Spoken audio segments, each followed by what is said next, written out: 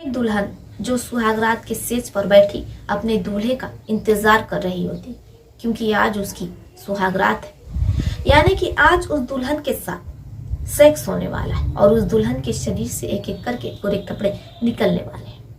अब दुल्हन अपने दूल्हे के आने का इंतजार करती है। दूल्हा कमरे में आता है।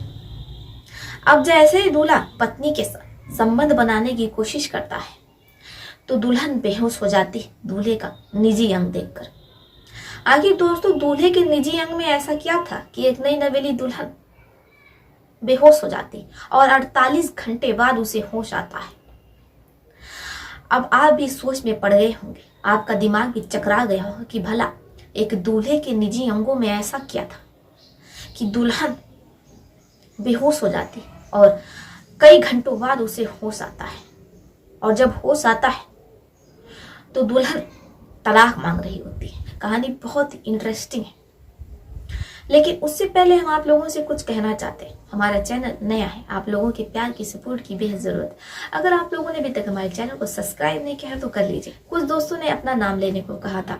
चित्रकूट से आलोक वर्मा, प्रदीप कुमार, निरंजन यादव, मीनाक्षी जी, अंकिता सिंह, अंजलि वर्मा, आफरीन जी, नरगिस बानो, रुकैया जी, आनंद कुमार, मीनाक्षी सिंह, रितु यादव, कमलेश जी, आप सभी का कमेंट करने के लिए दिल से धन्यवाद। तो चलिए शुरू करते हैं आज की ये कहानी। बने रहिए हमारे साथ अंत तक।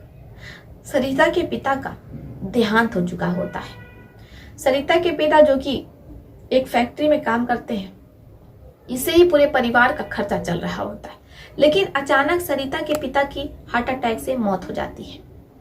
अब ऐसे में सरिता की मां पर यानी कि नीलिमा देवी पर अपने बेटों की जिम्मेदारी आ जाती है। अब वो किसी तरीके से अपने परिवार का लालन पालन करती हैं। अब ऐसे ही सब कुछ चल रहा होता है।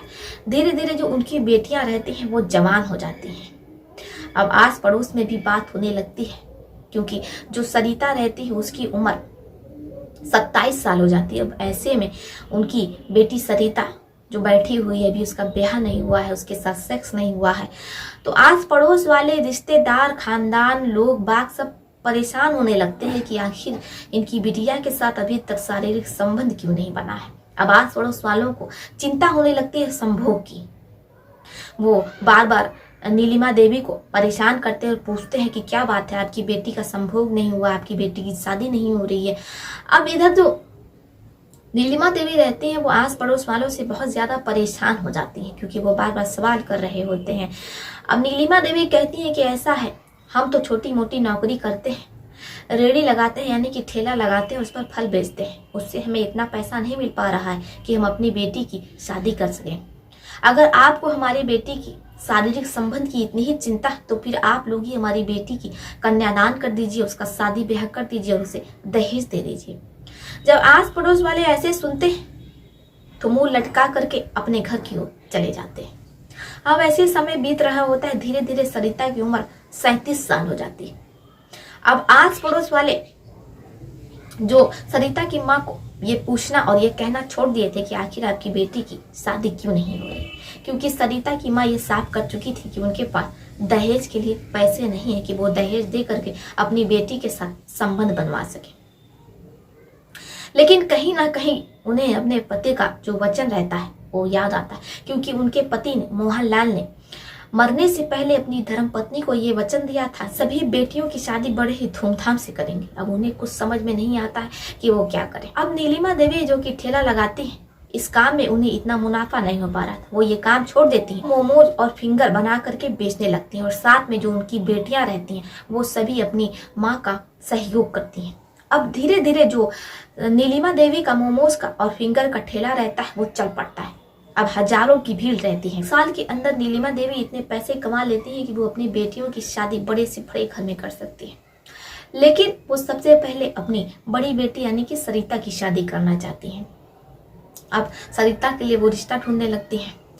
एक लड़का उन्हें पसंद आ जाता है, क्योंकि जो लड़का रहता है उसका भी फूड स्टॉल रहता है और अच्छा खासा चल रहा होता है। अब कारोबार एक ही होता है।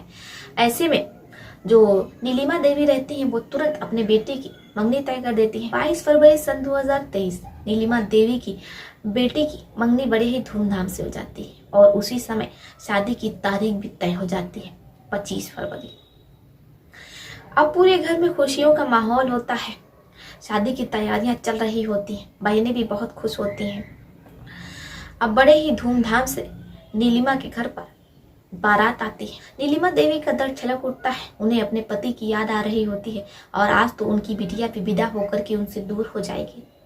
अब घर में गमगीन माहौल हो जाता है, लेकिन जो दुल्हन रहती है यानी कि सरिता, उसके चेहरे पर हंसी रहती है, खुशी रहती है, क्योंकि आज उसके साथ सुहागरात होने वाली है। वो अलग ही धुन में रहती है। वो समय भी आता है, सरिता विदा होकर के अपने पति के घर चली जाती है। अब उसे उसके पति के यानी कि दिनेश के कमरे में बैठा दिया जाता है। अब सरिता बहुत खुश होती है कि आज उसके साथ गंदा काम होने वाला है।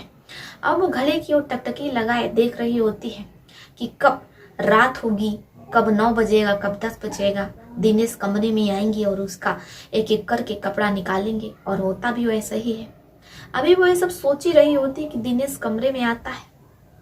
वो अपनी धर्म पत्नी से हल्दी वाला दूध मांगता है। पत्नी वो ग्लास यानी कि दूध वाला ग्लास दिनेश को पकड़ा देती है, खत्म करता है। फिर वो अपनी पत्नी के ऊपर चढ़ जाता है और जितने भी जेवर उसने पहने थे वो सब निकाल निकाल करके पूरे कमरे में फेंक देता है।